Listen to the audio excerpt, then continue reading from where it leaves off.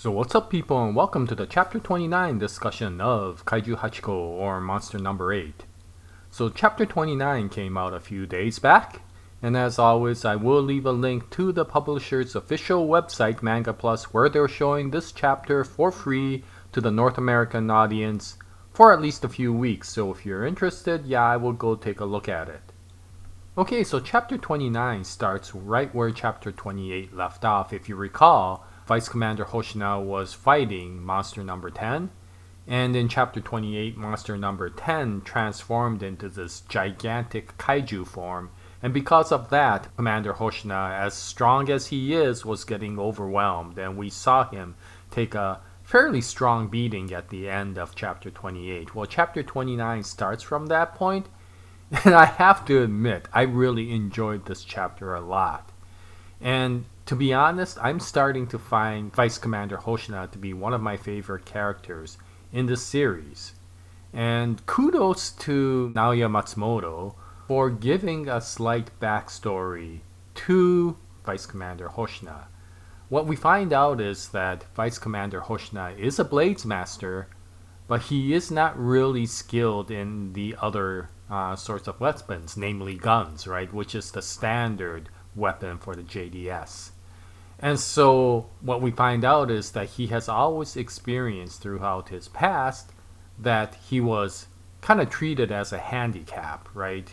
Many of the people did not take him seriously because of the fact that, being a Blades Master, his choice of weapon was from the past, and as such, even the senior officers of the JDS did not really put him in a serious manner. They told him to give up because he didn't give enough value to the JDS. They thought of him as dead wood.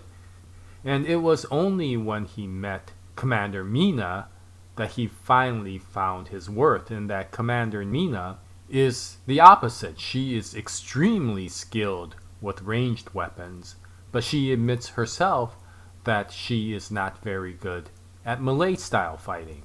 And so what she finds is that teaming with Vice Cmdr Hoshina turns out to be a perfect pair, because he could take care of many of the enemies that are nearby, while she then sets up for the final kill. And because of this, of course, this gave Vice Cmdr Hoshina a purpose, and that is one of the reasons probably why he is so loyal to Commander Mina. But of course, reality sets in, and no matter how powerful an attack Vice Cmdr Hoshina gives, monster number 10 finally overwhelms him.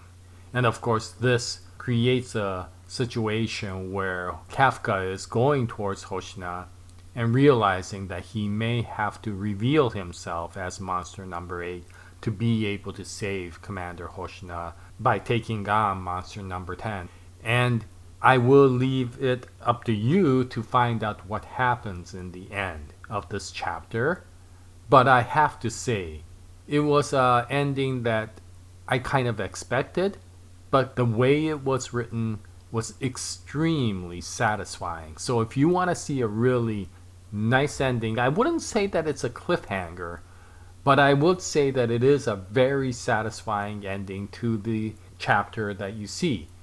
And so yeah, Naoya Matsumoto is really doing a good job of telling the story in a very feel-good manner. This may not be the deepest story that you've ever read compared to things like Akira or others, but it wasn't meant to be that way. It's funny, it's action-packed, and it's sentimental. And by doing so, you get a really satisfying feeling reading this story.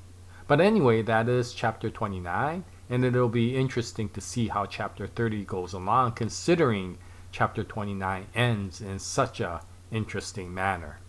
And so once chapter 30 comes out, I'll put up another video, and I hope you join me at that time. But anyway, thank you very much for listening, and until the next episode, yeah, Jaya, nice day everyone.